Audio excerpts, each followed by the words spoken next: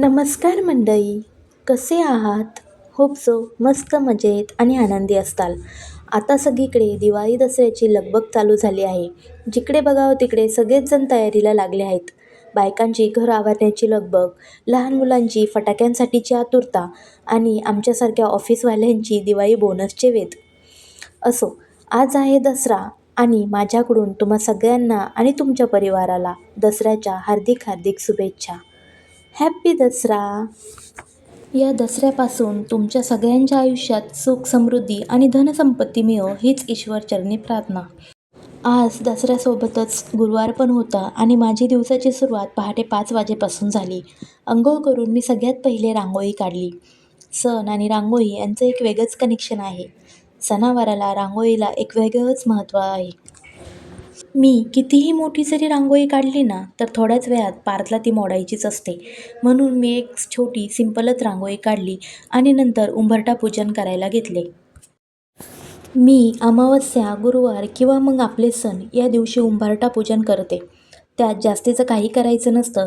आपली हळद घेते, त्यामध्ये थोडं गंगाजल आणि गोमूत्र मिक्स करून त्याचा छानसा लेप बनवते आणि तो उंबरठ्यावर लावते आणि याचे खरंच खूप फायदे आहेत. मी स्वतः अनुभवले आहेत. उंबरठा लेपन केल्याने घरात शुभकार्य होतात. हळद ही अँटीऑक्सिडंट असते, त्यामुळे घरात येणारी निगेटिव्ह एनर्जीला थांबवते. आपल्या घरात सकारात्मक ऊर्जा येते, सुख शांती येते व लक्ष्मी पण प्राप्त होते. तसेच काही वास्तू दोष किंवा ग्रहदोष असतील तर ते पण दूर होतात. ज्योतिषशास्त्रानुसार घराचा उंबरठा हा राहूशी संबंधित मानला जातो, त्यामुळे राहूचे दुष्परिणाम घरावर होत नाहीत. अशा प्रकारे मी उंबरठा पूजन केले. उंबरठ्यावर हळदीचा लेप लावला, त्यानंतर त्याला हळदी कुंकू आणि अक्षता वाहिलेत आणि सोबतच आज दसरा तर झेंडूच्या फुलांना मान म्हणून झेंडूच्या फुलांचं छानसं डेकोरेशन केलं आणि अशा प्रकारे मी माझं उंबरठा पूजन केलं. माझे उंबरठा पूजन झाल्यावर मी देवपूजा करायला घेतली. आता 9 दिवस नवरात्रीमध्ये घट बसवला होता म्हणून देव काही धुतले नव्हते. काल मी घट उठवला तर म्हणलं आज सर्व देवांच्या मूर्तींचा चांगला राज्याभिषेक करावा. त्यासाठी मी एका वाटीत मस्त पंचामृत तयार केले. सगळ्यात पहिले मी देवांना गंगाजल अर्पण केले आणि मग पंचामृताने अंघोळ घातली. परत गंगाजलने अंघोळ घातली आणि नंतर सगळ्या देवांच्या मूर्त्या साफ केल्यात. ऑफिसमुळे दररोज तर शक्य होत नाही, पण मी 4 दिवसामधून एकदा तरी सगळ्या मूर्त्यांचा राज्याभिषेक करते. अशा प्रकारे सगळ्या मूर्त्यांना देवांना अंघोळ घालून मी देवघर पण साफ केले आणि या सगळ्या मूर्त्या मी देवघरामध्ये व्यवस्थित मांडल्यात. मी राज्याभिषेक केलेलं पाणी तुळशीला टाकत नाही. ते पाणी मी या तांब्यामध्ये घेतलं आणि ते माझ्या मोगऱ्याच्या झाडाला टाकलं. तुळशीला न टाकता मी हे दुसऱ्या झाडांना हे पाणी टाकत असते. त्यानंतर मस्त मी माझी सर्व देवपूजा करून घेतली. देवांना आज झेंडूचे फुलं अर्पण केले. सोबतच आपट्याची पाने ठेवली आणि अगरबत्ती लावली, दिवा लावला. त्यानंतर मी तुळशीची पूजा केली. तुळशीला जल अर्पण केले, पाणी घातले आणि त्यानंतर हळदी कुंकू वाहून अगरबत्ती लावली. आज आम्हाला आमच्या कुलदेवीच्या दर्शनाला जायचं होतं. आज मी तुम्हाला माझ्या घरातील आणखी एका मेंबरशी ओळख करून देते. हा आहे आमचा सोनू दादा, म्हणजेच माझा पुतण्या प्रतीक. तो देखील काल आला होता आणि आम्ही सगळे सोबत आज कुलदेवीला निघालो होतो. पार्थ तर खूपच एक्सायटेड होता जायला आणि नंतर टोपी वगैरे घातली आणि आम्ही आता निघालोय आमच्या कुलदैवतच्या दर्शनाला. आम्ही निघतेवेळी सोबत 2-3 नारळ घेतले होते. खरं तर मी दरवर्षी नवरात्रामध्येच देवीला जात असते, पण यावर्षी काही कारणास्तव आम्हाला जायला जमलं नाही म्हणून आम्ही दसऱ्याच्या दिवशी निघालो होतो. दररोजचा असणारा तो गाड्यांचा आवाज, ट्रॅफिक हे सगळं सोडून असा निसर्गरम्य वातावरणात फिरायची मजाच काही वेगळी असते. आता आम्ही इथे मेसाई देवी म्हणून एक मंदिर लागतं तिथे आलो.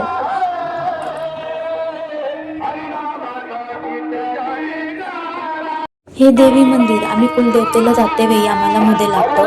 आम्ही इथे पण देवीची ओटी घेतली, होमामध्ये नारळ टाकला. त्या दिवशी होम पण चालू होता. नैवेद्य तर बनवले नव्हते, पण इथे बघा किती जणांनी नैवेद्य छानसे बनवून आणलेले आहेत. सोबतच शुभ दसरा म्हणून रांगोळीचं मस्त डेकोरेशन पण होतं आणि एक छानसं कीर्तन पण चालू होतं.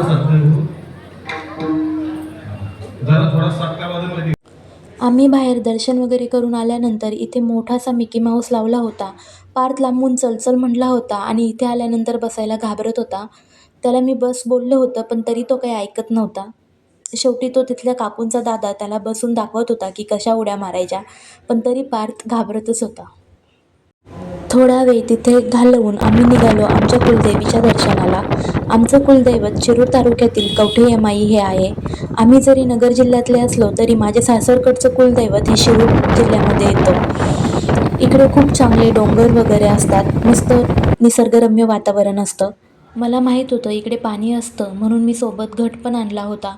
आमच्याकडे एकतर घट आपल्या स्वतःच्या रानात पुरतात किंवा मग वाहत्या पाण्यात सोडतात. आता इकडे गावाकडे तर शेती वगैरे आहे, पण इकडे नाही म्हणून मी तो पाण्यात सोडला. आता आम्ही पोहोचलो आहोत कुलदेवतेच्या दर्शनाला. बघा इथे किती छानशी जत्रा भरली आहे आणि आज दसऱ्याची गर्दी पण होती. सगळ्यात पहिले आम्ही इथे हातपाय धुण्यासाठी गेलो, कारण इथे जे काही भाविक येतात ते सगळ्यात पहिले इथल्या पाण्याने हातपाय धुतात आणि मगच दर्शनासाठी जातात. या देवीच्या दर्शनासाठी खूप लांबून लांबून भाविक येतात. त्यामुळे इथे खूप मोठा असा बारव तयार केला आहे, जेणेकरून भाविक आल्यानंतर त्यांची पाण्याची गैरसोय होऊ नये. या बारवामध्ये खूप कासव असतात. आता इथे बघा त्या छोट्याशा याच्यामध्ये किती छान कासव लपून बसलेला आहे.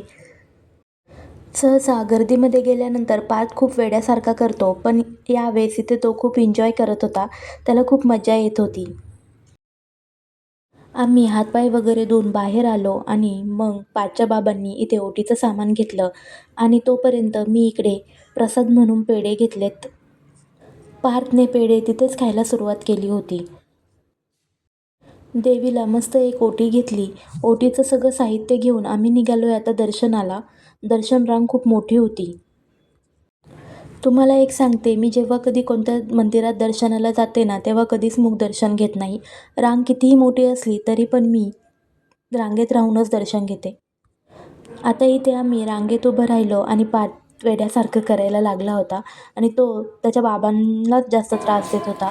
इथे आता सोनूदादाने मस्त तेल टाकले दिव्याला आणि आम्ही मंदिरात रांगेत हळूहळू येऊन पोहोचलो आहे. मी अगोदर मंदिराचं व्हिडिओ शूट करत होते, पण तेवढ्यात मला तिथे सूचना दिसली की मोबाईल जास्त यूज करू नका, म्हणून मी मंदिरात गेल्यानंतर काही शूट केलं नाही. बाहेर आल्यानंतर इथे मंदिराचं वातावरण बघा खूप छान होतं. हा मंदिराचा कळस किती रेखीव आहे, खूपच मस्त. सोबतच पार्थ आणि सोनूदादाची अशी काही पळापळी चालू होती. पार्थला इथे मोकळं रान भेटलं, त्यामुळे तो खूपच एन्जॉय करत होता आणि त्यानंतर ही घंटी वाजवण्याचा प्रयत्न करत होता. त्याला ती घंटी काही वाजवता येत नव्हती, पण त्याचा तो प्रयत्न चालूच होता. 4-5 वेळेस घंटी वाजवल्याशिवाय काही पार्थने घंटी सोडली नाही. त्यानंतर तिथे 2-3 दादा आले, त्यामुळे आम्ही घाबरून पळालो तिथून. आणि मग नंतर असं देवबाप्पाचं दर्शन घ्यायचं चालू होतं. हात लावायचा आणि डोक्याला लावायचा, बस. आता पार्थचे बाबा सांगत होते की इथं आल्यानंतर हा दगड उचलायलाच लागतो. ती देवीची प्रथा आहे, त्यामुळे ते उचलून बघत होते. आणि आम्ही पुढे आल्यानंतर मला हे बाबा दिसले. माऊली तुकारामांचं चित्र त्यांनी वर्णन केलं होतं त्यांच्या रांगोळीतून आणि सोबतच ते संत तुकारामांचे छान छान असे अभंग देखील म्हणत होते. त्यांना बघून खूपच आश्चर्य वाटत होतं आणि छान देखील वाटत होतं. त्यानंतर आम्ही मस्त यात्रा एन्जॉय केली. इथे प्रत्येक प्रकारचं दुकान होतं, म्हणजे लहान मुलांसाठी खेळणी, घर संसारातील भांडे, लेडीजसाठी वेगवेगळे शॉप, चप्पल्स खूप छान छान होतं. आम्ही जास्तीची काही शॉपिंग केली नाही, कारण वेळ पण तेवढा नव्हता. दसऱ्याचं घरचं आवरायचं पण होतं. मध्ये भूक लागली म्हणून आम्ही थोडासा मिसळचा नाश्ता केला आणि आम्ही घरी आलो. आता घरी आल्यानंतर आमच्याकडे येणार होते पाहुणे, म्हणजेच दादा वहिनी येणार होते आणि टाईम तर खूप कमी होता, म्हणून आम्ही कामे वाटून घेतली. इथे मी सोनूला सायकल वगैरे सगळं धुवायला लावलं आणि त्याचं बघून आमचा हा छोटा पैलवान सायकल पुसत होता. यांचे हे कामं चालू होते तोपर्यंत पार्थच्या बाबांनी त्यांची पण बाईक धुतली आणि नंतर ते दसऱ्याचं सामान आणण्यासाठी बाहेर गेलेत. ते मस्त छानसे असे दसऱ्याचे फुलं घेऊन आले आणि त्यांनी घराला, गाडीला हार वगैरे बनवले. तोपर्यंतच मी स्वयंपाकाला लागले होते. आज स्वयंपाकामध्ये मस्त पुरणपोळीचा बेत होता, कारण दादा वहिनीला पुरणपोळी आवडती म्हणून मी पुरणपोळी करायचं ठरवलं होतं. कोथिंबीर वगैरे धुवून घेतल्यावर मी गॅसवर दोन्हीकडे कुकर लावून दिलं. एकीकडे भाताचा कुकर लावला आणि एकीकडे पुरणाची डाळ टाकली आणि माझा स्वयंपाक चालूच होता. तोचपर्यंत आमचे दादा वहिनी आले. मामा आलाय म्हणून पार्थ बघा किती खुश झालाय आणि उड्या मारतोय. पार्थ त्याच्या मोठ्या मामाला थोडासा घाबरतो पण आणि त्याचे लाड पण तिथेच पूर्ण होतात. वहिनी आल्या आल्या कामाला लागल्या. माझी पुरणाची डाळ शिजली होती तेच वहिनींनी वाटायला घेतलं. आता दुसऱ्या दिवशी यांना दोघांना पण ऑफिसला जायचं होतं म्हणून ते काही मुक्कामी थांबणार नव्हते. मग झटपट स्वयंपाक उरकवला आणि मी इथे पूजा मांडली. आता इथे आपण दसऱ्याच्या पूजेला धारदार शस्त्र वगैरे ठेवतो, पण आता इकडे काही ते अवेलेबल नव्हतं म्हणून मी इथे मस्त पारचे खेळणी वगैरे ठेवली. आपट्याची पाने म्हणजे सोनं आणलं होतं ते ठेवलं आणि इथे वहिनींनी मस्त त्याची सगळ्यांची पूजा केली. अगरबत्ती लावली, दिवा लावला. असं काही आमचा दसरा सेलिब्रेट झाला. आमच्या घरी वहिनींचा हा पहिला दसरा होता, कारण लग्नानंतरचा त्यांचा पहिलाच दसरा होता. म्हणून मी पूजा वगैरे सगळंच त्यांनाच करायला लावलं. इथली पूजा आटोपल्यानंतर आम्ही खाली गाडीची पूजा करायला गेलो. खरं तर हीच आमच्या घरातली लक्ष्मी आहे. लग्नानंतर हार्डली 1-2 वर्षातच आम्ही ही गाडी घेतली होती आणि तेव्हापासून त्या गाडीने भरपूर साथ दिली आहे. वहिनींनी मस्त गाडीला स्वस्तिक काढलं, फुलं वाहिलेत आणि त्याची ओवाळणी केली. यांचा इकडे येण्याचा प्लॅन होता म्हणून यांनी यांच्या घरचा दसरा दुपारीच सेलिब्रेट केला होता. आता गाडीची पूजा झाल्यानंतर आम्ही मस्त वर आलो आणि जेवायला वाढलं. मस्तपैकी पुरणपोळी, भजे कुरडे आणि भात आमटी असं काही आजचा बेत होता. मी या तिघांना अगोदर जायचं आणि लांब जायचं म्हणून मी त्यांना जेवायला दिलं. सोबतच बाईला पण वाढलं. मस्त गप्पा मारत मारत यांनी जेवण केलं. नातू आणि नातसून आली म्हणून बाई पण खूप आनंदी होती. छान असा स्वयंपाक झाला होता आणि मस्त यांनी जेवणं केलेत. हे बघून खूपच छान वाटलं. जेवण वगैरे झाल्यानंतर सगळ्यांनी एकमेकांना दसऱ्याच्या शुभेच्छा दिल्यात. दादा वहिनींनी बाईचं दर्शन घेतलं, पारच्या बाबांचं दर्शन घेतलं आणि माझं पण दर्शन घेतलं. आता इथे मामा सोनं देतोय पण पार्थला अजून त्याची काही एवढी आयडिया नाही त्यामुळे तो घेत नव्हता. पण जेव्हा मामाने सोनू दादाला दिलं आणि सोनू दादाने ते घेतलं ते बघून पार्थला लगेच पाहिजेच होतं. आता आमच्या सोनू दादाला पण उद्या सकाळी 7लाच शाळा होती म्हणून त्याला पण घरी जायचं होतं. मामा मामी त्याला मध्ये सोडून मग पुढे जाणार होते.